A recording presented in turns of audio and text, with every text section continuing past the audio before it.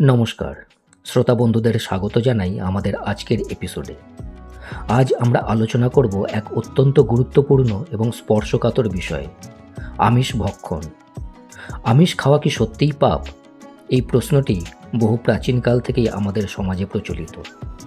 হিন্দু ধর্ম এবং প্রাচীন শাস্ত্র এই বিষয়ে কী বলে, আর আধুনিক বিজ্ঞানী বা কী ব্যাখ্যা দেয়? আজ আমরা সেই বিষয় নিয়েই আলোচনা করব। আমাদের আলোচনা শুরু করা যাক প্রাচীন হিন্দু ধর্মগ্রন্থ দিয়ে। সনাতন ধর্ম এক বিশাল জ্ঞান ভাণ্ডার। এখানে প্রতিটি বিষয়ের একাধিক দৃষ্টিকোণ রয়েছে।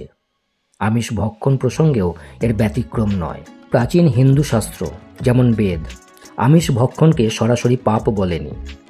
বৈদিক যুগে যজ্ঞে পশু বলির প্রচলন ছিল এবং সেই বলি দেওয়া পশুর মাংস যজ্ঞের অংশ হিসাবে খাওয়া হতো। ঋগ্বেদ ও যজুর্বেদে এমন অনেক মন্ত্র আছে যেখানে পশুর বলিদানের কথা উল্লেখ আছে। তবে এই আমিষ ভক্ষণ শুধুমাত্র যজ্ঞের পবিত্রতার সঙ্গে যুক্ত ছিল, সাধারণ খাদ্যাভ্যাস হিসাবে নয়। পরবর্তীকালে উপনিষদ এবং ধর্মসূত্রের যুগে এই ধারণায় পরিবর্তন আসে। অহিংসা পরম ধর্ম এই নীতি ক্রমশ গুরুত্ব পেতে শুরু করে। বিশেষ করে মনু সংহিতাতে আমিষ ভক্ষণের ব্যাপারে কঠোর নিয়মাবলী ও নিষেধের কথা বলা হয়েছে। মনু সংহিতা অনুযায়ী যে ব্যক্তি অপরের মাংস খেয়ে নিজের মাংস বৃদ্ধি করতে চায়, সে মৃত্যুর পর পরজন্মে সেই পশুর দ্বারা ভক্ষিত হবে। এটি একটি পরোক্ষ সতর্কবার্তা, যেখানে কর্মফলের মাধ্যমে হিংসার পরিণতি বোঝানো হয়েছে। মহাভারতেও আমরা এই বিষয়ে ভিন্ন ভিন্ন মত দেখতে পাই। ভীষ্ম পর্বে বর্ণিত ধর্মতত্ত্বে পিতামহ ভীষ্ম যুধিষ্ঠিরকে বলছেন, যে ব্যক্তি মাংস ত্যাগ করে সে সমস্ত প্রাণীর প্রতি করুণা প্রদর্শন করে এবং সেই ব্যক্তি জীবনে কোনো দুঃখ ভোগ করে না। অন্যদিকে অনেক জায়গায় দেখা যায় যে যুদ্ধক্ষেত্র থেকে ফিরে এসে যোদ্ধারা মাংস ভক্ষণ করছেন।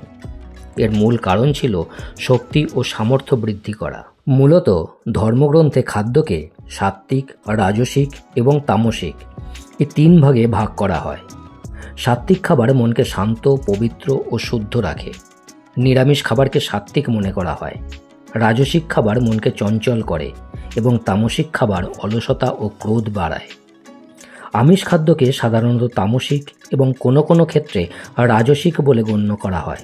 তাই আধ্যাত্মিক উন্নতির জন্য নিরামিষ আহারের উপর জোর দেওয়া হয়েছে। তবে এটাও মনে রাখা জরুরি যে সমস্ত ধর্মশাস্ত্রে একই কথা বলা হয়নি।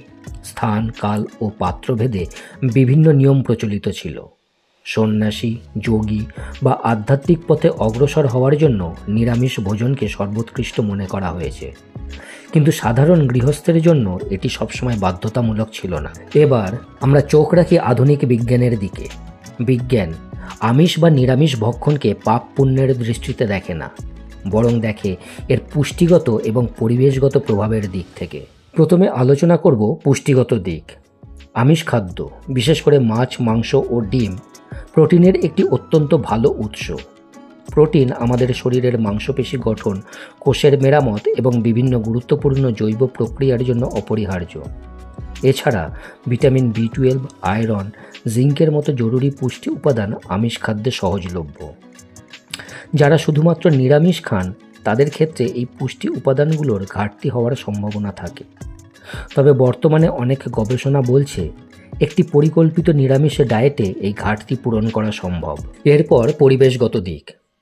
পরিবেশের উপর আমিষ খাদ্যের প্রভাব যথেষ্ট বেশি। মাংস উৎপাদনের জন্য বিশাল পরিমাণ জমি, জল এবং শস্য প্রয়োজন হয়। গবাদি পশুর থেকে নির্গত মিথেন গ্যাস গ্রিনহাউস গ্যাসের একটি বড় উৎস, যা জলবায়ু পরিবর্তনের জন্য দায়ী। তাই পরিবেশ সচেতনতার দিক থেকে অনেকেই নিরামিষ আহার বেছে নিচ্ছেন।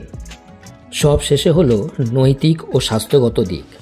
অনেক বিজ্ঞানী ও গবেষক আমিষ খাদ্যকে স্বাস্থ্যের জন্য ভালো মনে করেন, আবার অনেকে এটিকে বিভিন্ন রোগের কারণ হিসেবে চিহ্নিত করেন। রেড মিট কিংবা প্রক্রিয়াজাত মাংস বেশি খেলে হৃদরোগ, ক্যান্সার এবং অন্যান্য রোগের ঝুঁকি বাড়তে পারে বলে অনেকে গবেষণা ইঙ্গিত দেয়। এর পাশাপাশি প্রাণী হত্যা নিয়ে যে নৈতিক প্রশ্নটি ওঠে, তার সমাধানে আধুনিক বিশ্বে অনেকেই নিরামিষ জীবনযাত্রাকে বেছে নিচ্ছেন।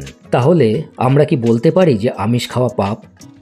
ধর্মীয় দৃষ্টিকোণ থেকে এর উত্তর পুরোপুরি হ্যাঁ বা না নয়। এটি নির্ভর করে আপনার আধ্যাত্মিক লক্ষ্য, উদ্দেশ্য এবং জীবনযাত্রার উপর। যদি আপনি আধ্যাত্মিক পথে অগ্রগতি চান এবং মনের সাত্ত্বিকতা বৃদ্ধি করতে চান, তবে নিরামিষ আহারকে অগ্রাধিকার দেওয়া হয়। অন্যদিকে বিজ্ঞান পাপ পুণ্যের হিসাব করে না, বরং শরীর, পুষ্টি এবং পরিবেশের উপর এর প্রভাব নিয়ে আলোচনা করে। প্রাচীন ধর্ম ও আধুনিক বিজ্ঞান উভয়ই একটি গুরুত্বপূর্ণ বার্তা দেয়: সচেতনতা। আমরা কি খাচ্ছি, কেন খাচ্ছি এবং এর প্রভাব কী, এই বিষয়ে সচেতন থাকাটাই আসল কথা। নিজের শরীরের প্রয়োজন, নৈতিক মূল্যবোধ এবং আধ্যাত্মিক পথের চাহিদা অনুযায়ী নিজের খাদ্যাভ্যাস বেছে নেওয়াটাই বুদ্ধিমানের কাজ।